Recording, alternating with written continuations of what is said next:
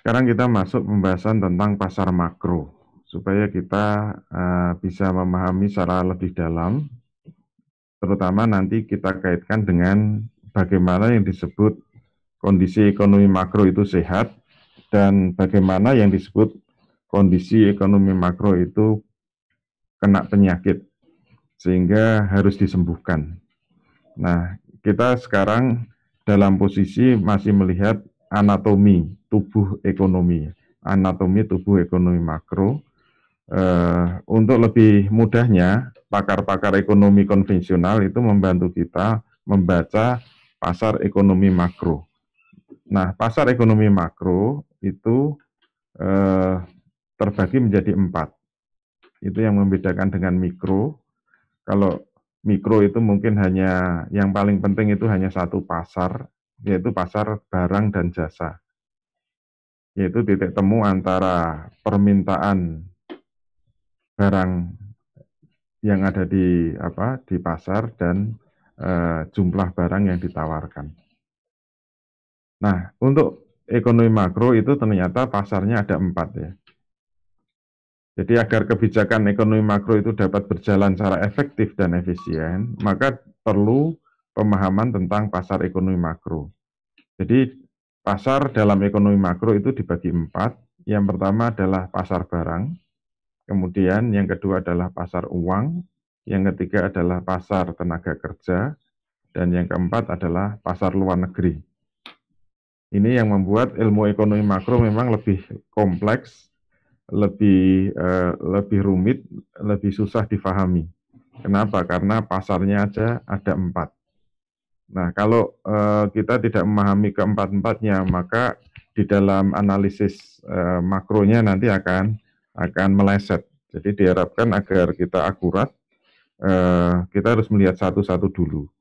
Nah, nanti yang analisis yang paling berat itu kalau berbagai pasar ini bukan dalam satu paket analisis gitu. Kalau masih berdiri sendiri-sendiri ini masih mudah difahami.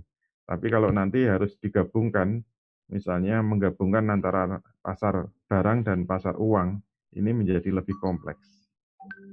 Baik, sekarang kita lihat yang pertama adalah pasar barang. Apa yang dimaksud dengan pasar barang? Jadi kita jangan memahami pasar dalam konteks ilmu ekonomi itu sebagai tempat ya. Ini berkali-kali saya sampaikan bahwa kadang-kadang kita itu salah di dalam memahami pasar menurut konteks ilmu ekonomi itu sebagai tempat. Kalau di Jakarta mungkin ada pasar induk, atau di Jogja itu pasar Bringharjo. Yang dimaksud bukan itu. Tetapi yang dimaksud pasar itu adalah interaksi dua variabel, permintaan dan penawaran. Jadi ketika dua variabel permintaan dan penawaran itu bertemu, maka itulah yang disebut pasar. Jadi setiap ada permintaan dan penawaran bertemu di satu titik, itu sudah terjadi pasar. Oleh karena itu, kenapa pasar di dalam makro itu dibagi 4? Karena titik temu penawaran dan permintaannya itu variabelnya berbeda-beda. Nanti kita lihat kenapa menjadi 4 pasar, itu karena variabel permintaannya dan variabel penawarannya itu berbeda antara satu pasar dengan pasar yang lain. Nah, untuk pasar barang itu variabel permintaannya apa, variabel penawarannya apa. Nanti juga begitu ketika kita melihat pasar uang, yang dipelototi pertama itu harus variabel permintaannya apa, variabel penawarannya apa. Demikian juga ketika kita nanti bertemu dengan pasar tenaga kerja, maka kita harus langsung melihat variabel permintaannya apa, variabel penawarannya apa. Selalu begitu cara berpikirnya. Oleh karena itu nanti begitu melihat grafik, maka yang pertama harus kita lihat itu adalah sumbu tegak dan sumbu horizontal atau sumbu mendatar. Selalu itu. Jadi dalam ilmu ekonomi, gambar itu bisa sama, tetapi yang membedakan apa? Variabel sumbu tegak itu apa, variabel sumbu mendatar itu apa. Jadi nanti jangan terkecoh dengan ilmu ekonomi mikro. Walaupun bentuknya sama, bersilangan itu kita terus anggap bahwa itu adalah grafik yang sama, itu berarti dasar pemahaman ekonominya masih belum kuat. Oleh karena itu, yang pertama kalau kita melihat grafik dalam ilmu ekonomi, itu harus dilihat dulu variabel sumbu tegak dan variabel sumbu mendatar. Itulah yang akan membedakan antara satu pasar dengan pasar yang lain. Nah, kita kembali, yang dimaksud dengan pasar barang, itu adalah interaksi dua variabel, permintaan dan penawaran. Oleh karena itu, harus kita lihat variabel permintaannya apa dan variabel penawarannya apa. Untuk variabel pertama yaitu variabel permintaan. Variabel permintaan yang dimaksud ini adalah variabel permintaan total masyarakat akan barang dan jasa. Atau kalau biasa disebut dengan istilah agregat. Jadi kalau di ekonomi disebut dengan agregat itu berarti total, keseluruhan. Kalau makro berarti seluruh negara. Maka yang dimaksud variabel permintaan ini adalah variabel permintaan seluruh negara akan barang dan jasa. Kemudian variabel kedua adalah variabel penawaran total barang dan jasa yang diproduksi oleh seluruh produsen. Ini yang disebut penawaran total. Ini variabel yang kedua. Nah, karena sekali lagi, karena ada permintaan bertemu dengan variabel penawaran, maka ini layak disebut pasar. Cuma yang disebut ya ini jangan sampai meleset, yaitu apa? Di pasar barang itu adalah yang ditawarkan barang dan jasa, yang diminta adalah barang dan jasa, tetapi secara agregat atau secara total. Nah, variabel tersebut dihitung secara agregatif dalam skala nasional. Variabel tersebut juga dihitung dalam periode tertentu. Itu kesepakatan-kesepakatan yang dianut di dalam ilmu ekonomi. Nah, oleh karena itu kalau kita lihat barangnya seperti ini. Ini kan mirip grafik ekonomi mikro. Nah, yang membedakan biasanya memang ditambahi A ya, agregat supply dan agregat demand. Tapi ini nggak ditambahkan nggak apa-apa karena sudah tergambar dalam sumbu tegak dan sumbu mendatar. Nah, tadi sudah kita sampaikan bahwa yang penting di dalam melihat grafik ekonomi makro itu yang pertama adalah sumbu tegak. Nah, sumbu tegak ini menunjukkan tingkat harga umum. Tingkat harga umum yang terjadi di pasar barang secara nasional. Kemudian sumbu mendatar ini adalah gross domestic product. Yang ini menunjukkan tingkat produk nasional. Nanti kita bisa jelaskan bahwa menghitung pendapatan nasional itu sama dengan menghitung produk nasional, sama juga menghitung belanja nasional. Itu logikanya sama. Jadi kadang-kadang di sini disebut GDP, kadang-kadang simbolnya Y. Y itu yield. Itu mewakili pendapatan nasional. Tapi kalau kita mengatakan pendapatan nasional, kemudian disamakan dengan produksi nasional, itu tidak ada masalah. Yang penting BPS di dalam menghitung itu akurat. Maka kalau ketemu produksi nasional, asumsinya apa? Itu juga bisa ketemu juga pendapatan nasional. Karena dalam titik keseimbangan antara pendapatan dengan dengan produksi itu asumsinya sama. Semoga belum mumet dulu ya, ini masih dasar-dasar yang tidak biasa dengan ilmu ekonomi mungkin sudah agak mules, tetapi yang sudah makanannya ya ini masih dianggap masih sangat sederhana, masih dasar-dasar. Baik, ini kurva sumbu tegak tadi tingkat harga secara umum, sumbu mendatar itu adalah GDP atau Gross Domestic Product, maka kurvanya ada dua, yaitu yang miring ke kanan bawah itu adalah permintaan secara total atau permintaan agregat, kemudian ini adalah penawaran agregat secara total. Nah, mungkin kita bertanya, apa sih kepentingan kita gambar kayak gini? Ini adalah menggambar titik keseimbangan ketika penawaran total dengan permintaan total itu bertemu. Ini namanya titik keseimbangan. Yang disebut titik keseimbangan itu adalah titik di mana pasar dalam kondisi sehat, dalam kondisi sehat. Oleh karena itu, orang ekonomi, pakar-pakar ekonomi biasanya melihat yang disebut ekonomi yang sehat itu apa? Ketika ekonomi dalam kondisi seimbang, dalam kondisi keseimbangan. Oleh karena itu yang disebut sakit itu apa? Nanti analisisnya itu ketika grafik ini mengalami pergerakan. Setiap ada pergerakan, apakah ke kanan atau ke kiri, misalnya hanya agregat demand saja ini bergerak ke kanan atau bergerak ke kiri, itu tanda-tanda sudah mulai ada penyakit. Sudah ada mulai tanda-tanda ada penyakit. Oleh karena itu nanti kita mudah melihat, menganalisis Indonesia sekarang sakit atau tidak, itu bisa dilihat pergerakan dari kurva ini. Dan kita bisa langsung tahu yang bergerak kurva mana dan akibatnya apa gitu. Misalnya kalau ada yang tanya, sekarang Indonesia kondisinya seperti apa? Apakah sehat apa sakit? Kalau sakit itu bisa nggak ditunjukkan gejalanya kayak apa gitu loh. Nanti kita tinggal bisa melihat yang bergerak itu apa sebenarnya. Kalau misalnya sekarang harus lockdown ya, Indonesia itu harus lockdown, atau nggak pakai nama lockdown, nanti kalau pakai istilah lockdown pemerintah tidak suka gitu loh. Mungkin pakai PSBB ya, biar agak halus gitu. Atau disuruh tinggal di rumah, nggak boleh banyak keluar, work from home gitu. Nah, itu kan menyebabkan apa? Menyebabkan roda ekonomi akan berhenti, akan menyebabkan produksi secara nasional berhenti atau berkurang. Kalau produksi secara nasional berkurang, itu pasti akan menimbulkan apa? Kurva S ini akan bergeser ke kiri, dia turun ke kiri. Kalau dia bergerak ke kiri, nanti bisa lihat titik keseimbangan akan apa yang terjadi di sini, yaitu apa?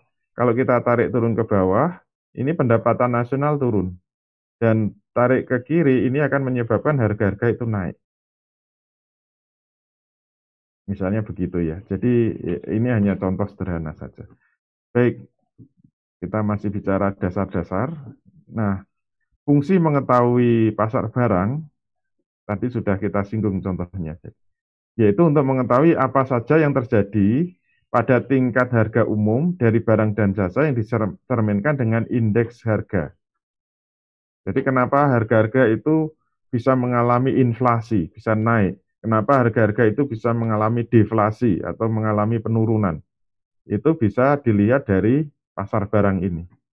Jadi untuk mengetahui apa yang terjadi pada tingkat harga umum. Tingkat harga umum itu biasanya diterminkan dalam indeks. Indeks harga atau juga bisa juga dengan indeks konsumsi dan sebagainya.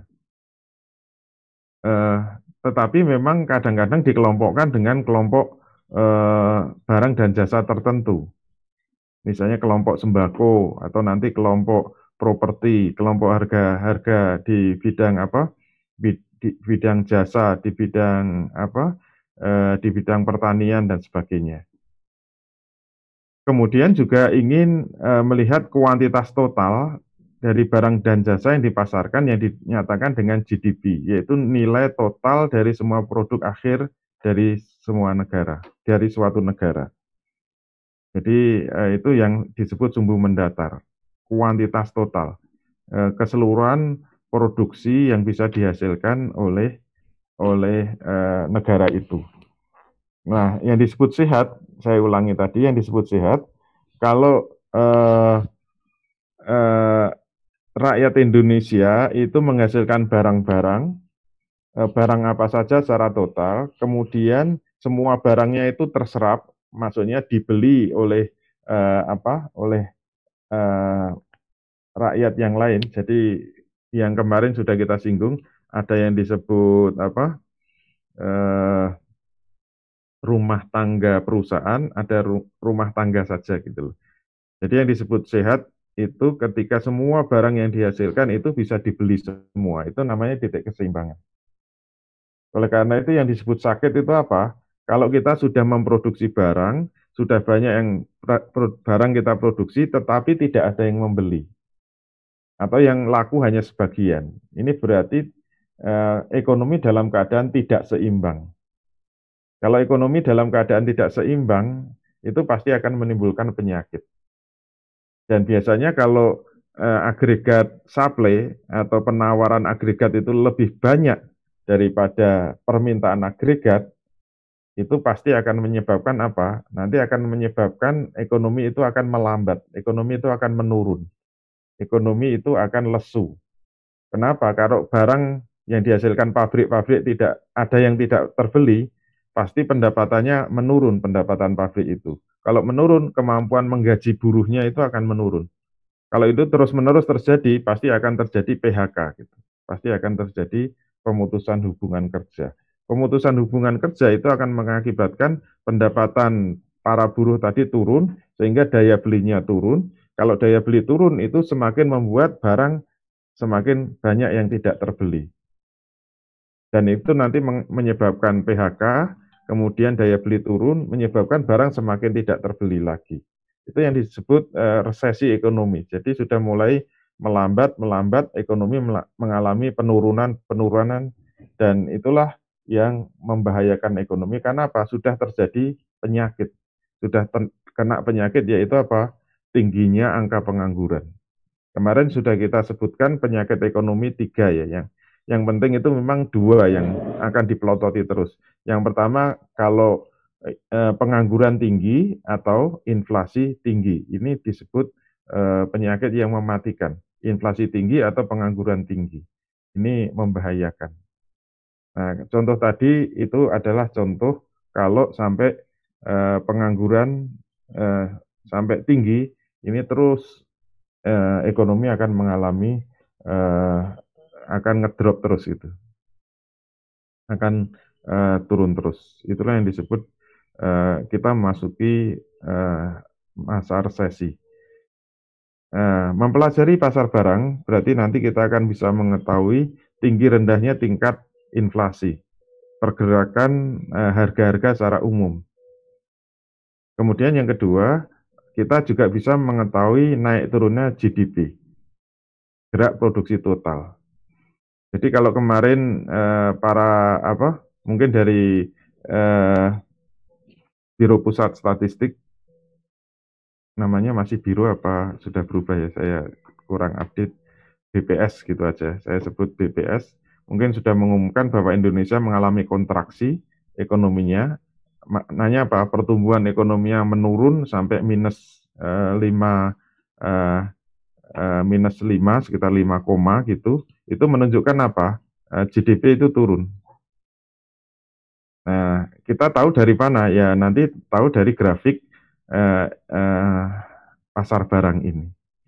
Jadi kalau sudah disebut negatif, itu maknanya produksi, kalau dihitung kuartalan ya, biasanya untuk menghitung itu bisa dengan periode tertentu, bisa tahunan, bisa kuartalan. Kalau kuartalan itu berarti 4 bulanan. Berarti bisa diketahui bulan ini dikurangi 4 bulan sebelumnya, dibagi dengan pertumbuhan di 4 bulan sebelumnya. Itu ketemu apakah positif atau negatif. Katakanlah sekarang misalnya adalah pertumbuhannya 50, kemudian dikurangi 4 bulan sebelumnya itu adalah 100, kemudian dibagi 100. Nah, ini namanya sudah turun 50%. Itu contoh kasar dalam menghitung pertumbuhan ekonomi. Ini yang disebut ekonomi mengalami kontraksi. Jadi semakin melambat, semakin membuat nanti produksi turun, diiringi juga pendapatan nasional juga turun. Itu berarti apa? Pendapatan yang diperoleh per individu rakyat Indonesia secara nasional itu ratanya itu mengalami penurunan. Nah, ini bisa kita rasakan semuanya. Kita bisnis menjadi susah menjualnya, kita pendapatannya turun terus. Ini berarti gejala-gejala sudah mengalami resesi. Cuma memang hitung dalam teori ekonomi resesi biasanya dihitung untuk memutuskan itu harus paling tidak 2 kuartal. Berarti sekitar 4 bulan Nanti baru bisa disimpulkan Indonesia sudah mengalami resesi atau tidak. Kalau dalam 2 kuartal itu memang trennya menurun terus itu. Dan negara-negara maju sudah banyak yang mengumumkan secara resmi mengalami resesi. Ada 7 negara maju yang sudah mengumumkan ekonominya resesi. Baik, kita lanjutkan. Yang kedua adalah pasar uang. Ini harus kita cermati juga karena kita akan nanti juga pembahasannya masuk ke ekonomi Islam, ekonomi makro Islam, maka kita harus ngerti apa-apa yang membuat repot ekonomi itu sebenarnya nanti banyak terkait dengan pasar yang kedua ini. Ini nanti kita lihat dalam kacamata ekonomi Islam, ini adalah pasar yang aneh. Tetapi ya karena faktanya ada, maka kita bisa melihat. Ini karena hanya melihat fakta saja ya. Jadi pasar uang itu dapat menunjukkan interaksi dua variabel utama dalam perekonomian makro seperti tadi, tapi variabelnya berbeda. Variabel utama di pasar uang itu adalah permintaan total masyarakat akan uang, baik uang kartal maupun uang giral, kemudian bertemu dengan penawaran total jumlah uang yang beredar. Variabel tersebut dihitung secara agregatif dalam skala nasional dan dalam periode tertentu. Nah, sekarang kita lihat grafiknya. Nah, grafiknya agak beda sedikit. Yang pertama harus kita lihat itu memang sumbu tegak dan sumbu mendatar. Jadi ini yang membedakan dengan pasar barang tadi.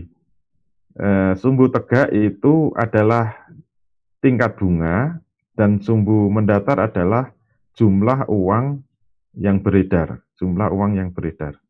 JUB ya, JUB. Nah, yang menarik di sini apa? Di sini ada R0, itu menunjukkan apa? Itu menunjukkan tingkat harga. Sama seperti pasar barang tadi. Tadi kan simbolnya P0, P0. P itu tingkat harga barang dan jasa secara umum. Kalau R0 ini tingkat harga juga. Tingkat harga apa? Tingkat harga dari uang secara umum. Nah, inilah yang harus kita cermati. Nanti yang membedakan dengan ekonomi Islam itu apa? Berarti kita bisa memahami menurut pandangan orang ekonomi konvensional bahwa uang itu memiliki harga dan uang itu berarti bisa diperjualbelikan. Kenapa? Ya karena ada pasarnya. Kalau ada pasar uang berarti yang diperjualbelikan itu apa? Uang gitu loh. Kalau pasar barang itu yang diperjualbelikan adalah barang, maka kalau pasar uang yang diperjualbelikan itu apa? Yang diperjualbelikan adalah uang. Oleh karena itu, apa yang disebut permintaan akan uang dan apa yang disebut penawaran akan uang, kita harus paham cara berpikir orang ekonomi konvensional. Yang disebut permintaan akan uang itu sebenarnya adalah utang. Secara mudah seperti itu. Jadi misalnya saya tidak punya uang, kalau saya nggak punya uang kan saya harus meminta uang. Misalnya dengan Ustadz Supriyadi, Ustadz punya uang nggak? Ya punya. Kenapa? Saya ini nggak punya uang, saya ini butuh uang. Berapa? 1 juta. Boleh nggak saya meminta uang kepada Ustadz Supriyadi? Oh silahkan gitu loh. 1 juta kan? 1 juta. Nah itu sebenarnya sudah terjadi pasar, yaitu pasar uang. Karena saya meminta uang, kemudian Ustadz Supriyadi itu yang menawarkan uang. Tetapi harus ingat bahwa di dalam ekonomi konvensional itu harus ada harganya, harus ada harganya. Nggak bisa kita itu meminta uang 1 juta dikasihkan, kemudian nanti mengembalikan itu tetap 1 juta itu nggak bisa. Itu namanya pinjam meminjam seperti ariyah kalau dalam ekonomi muamalah itu. Seperti kita meminjam sepeda motor kemudian dikembalikan lagi, nggak ada kompensasi apa-apa. Itu pinjam meminjam biasa kayak ariyah. Tapi kalau di dalam ekonomi konvensional, kalau ada permintaan uang itu harus ada harganya, yaitu apa? Bunga gitu loh. Jadi kalau saya mengatakan kepada Ustadz Supriyadi, saya boleh nggak meminjam uang?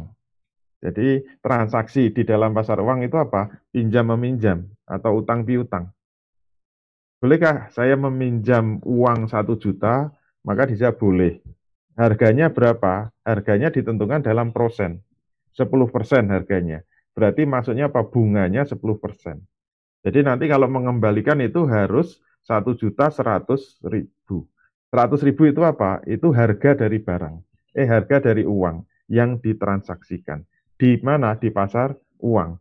Berarti saya bertemu dengan Ustadz Supriyadi itu sudah menciptakan pasar uang. Tapi secara mikro ya. Kalau makro kan di total, semua permintaan masyarakat akan uang dan semua penawaran masyarakat akan uang. Nah ini filosofinya hanya seperti itu aja. Sehingga kita harus mewaspadai R0 itu adalah harga dari uang yang diminta. Nah, yang kedua kita lihat sekarang adalah grafiknya ya. Grafik yang miring ke kanan bawah ini sama seperti tadi, yaitu permintaan, tapi bukan permintaan barang, tapi permintaan uang atau money demand. Money demand. Tetap miring ke kanan bawah, itu berarti jumlah uang yang diminta oleh masyarakat secara total. Nah, untuk money supply itu kenapa gambarnya tegak?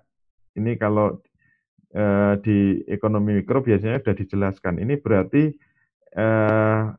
grafik yang inelastis secara sempurna. Jadi ada istilah, kalau dalam kajian elastisitas permintaan dan penawaran, ini namanya posisi inelastis atau sama sekali tidak elastis. Kalau lurus mendatar itu namanya elastis sempurna, kalau tegak itu inelastis sempurna. Itu maknanya apa? Penawaran tidak dipengaruhi apa-apa. Kalau gambarnya lurus tegak ini tidak dipengaruhi apa-apa, berarti pencetakan uang itu sepenuhnya adalah dikembalikan pada otoritas pencetak uang, yaitu bank sentral. Jadi bank sentral itu mau mencetak berapapun juga terserah dia gitu loh. Nggak dipengaruhi permintaan. Makanya dia sumbunya tegak ini. Ini inelastis sempurna. Nah, oleh karena itu titik keseimbangan itu menentukan apa? Tingkat bunganya. Oleh karena itu kita bisa menghitung tingkat bunga secara nasional. Nah, di Indonesia itu sekarang berapa? Apakah 6% atau 6,5% atau 7%? Itu akan menjadi acuan dari semua bank-bank yang akan memberikan bunga terhadap simpanan atau tabungan. Nah, ini gambaran grafik pasar uang. Nah, mengetahui pasar uang itu adalah untuk mengetahui titik temu permintaan uang dan penawaran uang yang akan menentukan harga. Harga dari penggunaan uang yaitu bunga, tingkat bunga. Penggunaan dari uang yang dimaksudkan adalah penggunaan uang untuk dipinjamkan, untuk utang piutang, bukan untuk diberikan. Kalau jual beli di pasar barang tadi kan terjadi pemindahan kepemilikan. Kalau utang piutang itu untuk dipinjamkan, dalam arti nanti untuk dikembalikan lagi. Itu pinjam meminjam atau utang piutang. Nah, mempelajari pasar uang berarti nanti kita bisa mengetahui tinggi rendahnya tingkat bunga. Jadi mungkin kita bisa tanya, kenapa bunga tiba-tiba naik? Kenapa bunga tiba-tiba turun? Berarti dipengaruhi oleh apa? Dipengaruhi oleh jumlah uang beredar dan juga tinggi rendahnya permintaan akan utang. Biasanya kalau masyarakat itu banyak membutuhkan utang, banyak membutuhkan kredit, itu pasti akan bisa menggeser kurva permintaan tadi. Kurva permintaan tadi bergeser, ini untuk sedikit analisis nanti fungsinya tadi. Kalau money demand itu bergerak ke kanan itu maknanya permintaan naik. Nah, kita bisa melihat titik keseimbangan di sini, kalau kita tarik ke kiri, itu pasti akan menyebabkan apa? Menyebabkan tingkat bunga itu naik. Tingkat bunga itu naik di sini. Jadi kalau kredit itu naik, kecenderungannya apa? Ya, kecenderungannya bunganya akan dinaikkan. Nah, itu contoh untuk mengetahui fungsi pasar barang itu, pasar uang. Baik, yang ketiga sekarang pasar tenaga kerja. Jadi pasar tenaga kerja juga menunjukkan dua interaksi variabel secara makro, tapi beda lagi ini, yaitu apa? Variabel pertama itu permintaan total akan tenaga kerja dari sektor dunia usaha, termasuk dari pemerintah. Kalau pemerintah membuka lowongan PNS, itu berarti ada permintaan dari pemerintah. Pemerintah membuka lowongan untuk menjadi polisi atau menjadi tentara, itu berarti ada permintaan tenaga kerja dari pemerintah. Kemudian penawaran total, ya tentu saja dari rumah tangga, dari sektor rumah tangga, menunjukkan jumlah angkatan kerja yang tersedia. Maka nanti ada negara-negara yang surplus tenaga kerja, nanti banyak yang minus tenaga kerja, kekurangan tenaga kerja. Seperti Arab Saudi itu selalu kekurangan tenaga kerja dalam kondisi normal ya. Itu pada musim haji itu kita bisa melihat. Nanti yang kerja di sana kita bisa melihat tenaga kerja yang di Masjidil Haram itu bukan warga Arab Saudi. Itu kebanyakan dari Bangladesh. Kebanyakan dari Bangladesh. Oleh karena itu biasanya musim haji itu sekitar 3 bulan itu tiba-tiba permintaan tenaga kerja di Arab Saudi naik. Dan mereka kekurangan tenaga kerja. Kenapa? Karena penduduknya cuma sedikit. Penduduk Arab Saudi itu paling cuma 12 juta. Sama dengan seluruh penduduk DKI. DKI itu paling penduduknya ya sekitar 12 juta. Itu sama dengan penduduk seluruh Arab Saudi. Jadi Indonesia itu sangat besar ya. Dan kondisi Indonesia tentu saja berlimpah ruah di dalam penawaran tenaga kerja. Ini berlimpah ruah kalau urusan tenaga kerja di Indonesia sampai mengekspor-ekspor. Malaysia termasuk negara yang kekurangan tenaga kerja. Jadi kita bisa mengekspor secara melimpah ruah ke Malaysia.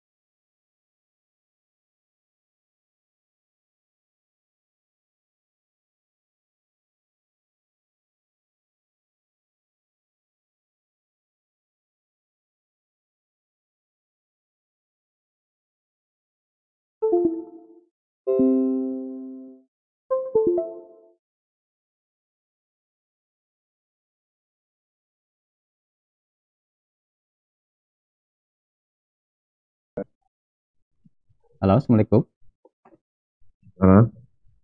Gimana? Assalamualaikum, Ustaz. Waalaikumsalam. Gimana? Apa suara saya terdengar? Oh, keras sekali. Ini sebentar ya.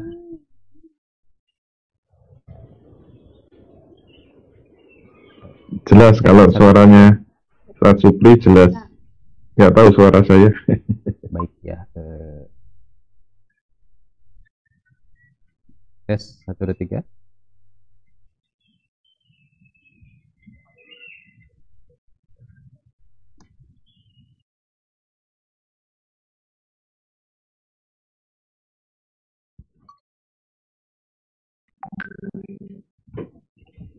Baik.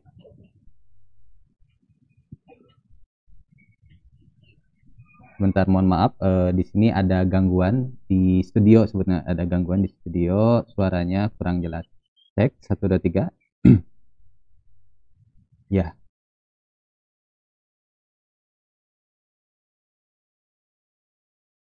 baik Ustaz. Silakan Ustaz, mungkin bisa. Nah, ini ada. Ternyata di sini speakernya nggak nyala. Ya, silakan.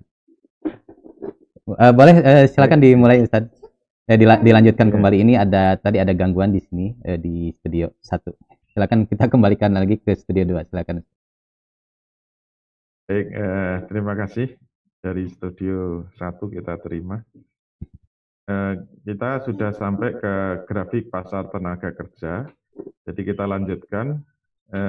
Grafiknya adalah titik temu antara tenaga kerja yang diminta dengan tenaga kerja yang ditawarkan. Ini gambarnya sama dengan grafik pasar barang. Oleh karena itu, yang miring ke kanan bawah ini adalah jumlah tenaga kerja yang diminta secara nasional. Kemudian ini adalah jumlah tenaga kerja yang ditawarkan secara nasional. Nah, ini akan menentukan tingkat harga upah, tingkat harga upah. Jadi kenapa upah itu bisa naik turun? Standar upah itu bisa naik turun, itu pasti disebabkan oleh apa? Pergeseran dari kurva-kurva ini. Jadi kalau misalnya saja kayak tadi kita jelaskan bahwa permintaan akan tenaga kerja tiba-tiba naik, misalnya di Arab Saudi ya, di Arab Saudi masuk musim haji, tiba-tiba permintaan naik, itu akan menggeser grafik ini ke kanan. Kalau gini bergeser ke kanan, kita bisa melihat, maka ke kiri itu tingkat upah akan naik, kemudian jumlah orang yang bekerja juga akan naik. Nah, kalau kondisi pandemi seperti ini, itu berarti apa? Permintaan tenaga kerja akan turun. Permintaan tenaga kerja turun. Karena banyak PHK-PHK, banyak pabrik-pabrik tidak berproduksi, itu menyebabkan apa? Ini ND-nya akan turun. Kalau tingkat permintaan tenaga kerja turun, bergeser ke kiri ini, nah kita bisa tarik ke kiri, nanti pasti tingkat harga upah akan turun. Sudah eh, eh, ini sudah apa, cari kerja ke sana kemari, nanti yang bisa menawarkan tenaga kerja itu ya kalau mau silahkan, tapi ya upahnya segitu. Dan ini hampir semua secara nasional upah itu drop semua. Banyakan perusahaan-perusahaan hanya menggaji itu rata-rata 50%. Itu berarti apa? Kalau di total secara nasional tingkat upahnya turun dan yang bekerja juga cuma sedikit. Nah, kalau bergeser ke kiri, grafik ND ini bergeser ke kiri, nanti kita tarik ke kiri itu akan menyebabkan tingkat upah turun dan jumlah orang yang bekerja itu juga turun. Ini kejadian yang sekarang terjadi di Indonesia. Kita bisa menganalisis dengan grafik tenaga kerja ini. Rata-rata gaji itu sekarang dibayarkan hanya ada yang 20%, 30%, ada yang 50%, ada yang 60%. Itu berarti tingkat upah secara nasional turun, anjlok semua, dan jumlah yang bekerja juga cuma sedikit, turun juga gitu. Karena banyak PHK-PHK, karena tingkat produksinya turun, sehingga menyebabkan ini bergeser. Ini yang namanya fungsi mengetahui pasar tenaga kerja, yaitu untuk mengetahui titik temu permintaan dan penawaran tenaga kerja dalam menentukan harga, yaitu apa? Harga upah dari tenaga yang digunakan. Jadi harga tenaga kerja itu disebut tingkat upah. Nah, mempelajari pasar tenaga kerja berarti bisa mengetahui tinggi rendahnya tingkat upah dan naik turunnya jumlah orang yang bekerja atau employment. Jadi nanti kita kenal istilah full employment itu berarti ya tingkat tenaga kerja penuh. Itu berarti ya dalam kondisi sehat, kondisi normal, nggak ada pengangguran. Kalau ada ya pengangguran yang jumlahnya sedikit, itu namanya full employment. Baik, yang terakhir itu adalah pasar luar negeri. Nah, pasar luar negeri itu sebenarnya objek yang diperjualbelikan sama dengan pasar barang, cuma itu hubungannya sama luar negeri. Jadi pasar luar negeri menunjukkan interaksi dua variabel utama, tetapi yang satu itu adalah permintaan dunia akan ekspor suatu negara, yang satu adalah penawaran hasil-hasil produksi untuk diekspor. Ini hubungannya dengan ekspor impor.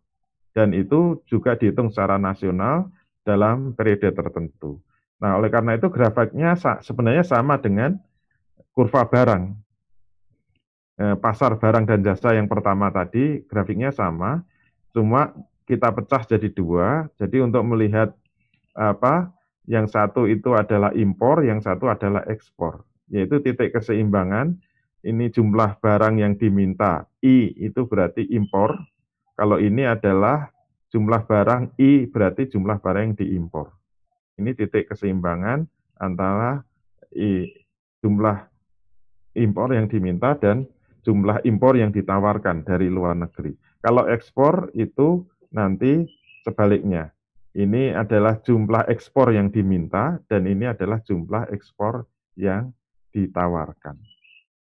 Nah, fungsi mengetahui pasar luar negeri adalah untuk mengetahui titik temu dalam menentukan harga, yaitu apa? Harga yang dimaksud itu harga ekspor rata-rata. Harga ekspor. Nah, harga ekspor itu bisa naik turun. Nanti Malaysia akan melihat kepada Indonesia itu terhadap barang-barang yang diekspor Indonesia. Misalnya saya dulu waktu di Malaysia melihat mobil Kijang itu ternyata laris di Malaysia, tapi dikasih merek Anser ya, bukan Kijang tapi Anser, dan di sana laris gitu loh. Nah, saya banding-bandingkan ternyata ya ada tingkat harganya juga gitu loh, yang harganya memang lebih tinggi daripada kalau beli Kijang di dalam negeri. Tetapi nanti dia akan bersaing dengan misalnya dengan Thailand atau bersaing dengan Vietnam dalam memberi mobil dengan spek yang sama misalnya. Itu menentukan tingkat harga. Nah, mempelajari pasar luar negeri berarti bisa mengetahui tinggi rendahnya tingkat ekspor rata-rata. Kenapa sekarang ekspor naik atau sekarang ekspor turun itu bisa kita ketahui, dan jumlah volume. Kalau tadi tingkat harga ekspor ya, kemudian jumlah atau volume ekspor dari suatu negara, naik turunnya, dan harga ekspor. Makanya petani, misalnya petani tambak ikan itu bisa memperhitungkan, saya kalau nanti panen udang misalnya, saya lebih baik menjual udang saya dalam negeri atau saya ekspor. Nah, pertimbangan itu didasarkan pada apa? Pasti didasarkan pada harga. Harga ekspor dengan harga dalam negeri. Kalau memang harga udang ekspor itu lebih tinggi, maka dia akan bawa udangnya untuk diekspor. Dia nggak mau jual udangnya ke dalam negeri. Kenapa? Dia acuannya apa? Tingkat harga ekspor. Nah, tingkat harga ekspor itu bisa naik turun. Kalau sekarang Eropa mengalami resesi ekonomi, pasti permintaan barang-barang ekspor dari Indonesia langsung turun drastis. Nanti mesti akan membuat petani-petani udang misalnya, itu mempertimbangkan, kalau permintaan udang di Eropa itu turun, itu menunjukkan nanti apa, pasti akan berpengaruh harga udangnya juga turun. Nanti dia akan menimbang-nimbang, saya saya harus mengekspor atau saya jual ke dalam negeri. Saya kenapa contoh udang, karena saya ingat, mungkin saya sebut ya namanya, dulu terkenal ada namanya restoran rumah makan Mang Engking. Mang Engking itu sekarang kemudian punya restoran besar gara-gara apa? Dulu bisnisnya itu ekspor udang. Begitu terjadi krismon, udang langsung nggak laku, bingung kan? Udangnya itu melimpah ruah, nggak terjual karena ekspor jatuh gara-gara apa? Krisis. Tapi karena punya ide yang brilian, Ini the power of kepepet ya, the power of kepepet. Akhirnya dia putar otak, kalau harga udang ini nggak terjual, ekspor, akhirnya gimana? Dia berpikir keras untuk menjual ke dalam negeri, tapi sudah dalam bentuk sajian makanan. Akhirnya membuka restoran-restoran Mang Engking itu. Ternyata nilai tambahnya jauh lebih tinggi daripada diekspor. Nah, ini contoh pentingnya mengetahui grafik pasar luar negeri tadi. Baik, sudah selesai semua. Jadi yang terakhir ini adalah fungsi mengetahui pasar luar negeri seperti tadi. Yaitu apa? Kita akan tahu harga ekspor rata-rata, sehingga nanti kaitannya juga secara nasional itu dengan devisa yang akan diterima oleh negara. Terus termasuk devisa yang nanti akan keluar dari negara. Nah, ini hubungannya nanti dengan penyakit yang ketiga, yaitu ketimpangan neraca pembayaran. Nah, ini harus hati-hati. Kalau Indonesia itu banyak mengimpor, itu maknanya devisa banyak keluar. Yang dimaksud devisa itu apa? Devisa itu biasanya dalam bentuk mata uang asing, terutama yang hard money ya, yang mata uang keras, yaitu misalnya dolar Amerika, atau yen Jepang, atau euro, atau pound sterling. 4 mata uang ini disebut mata uang kuat dunia. Jadi kalau kita banyak mengekspor, itu maknanya banyak dolar yang keluar. Dan kalau dolar banyak yang keluar, itu mesti nilai dolar akan naik. Kalau nilai dolar naik, rupiah itu jeblok. Jadi naik turunnya kurs mata uang dolar sangat ditentukan oleh volume ekspor impor ini. Volume ekspor impor. Dan sebaliknya kalau Indonesia banyak mengekspor itu maknanya devisa banyak masuk. Kalau devisa banyak masuk, maknanya jumlah dolar di Indonesia bertambah, maka nilai dolar akan turun dan rupiah akan menguat. Itu hubungannya dengan luar negeri itu seperti itu. Jadi kenapa dolar itu naik turun itu sangat ditentukan oleh neraca perdagangan luar negeri tadi, neraca perdagangan luar negeri.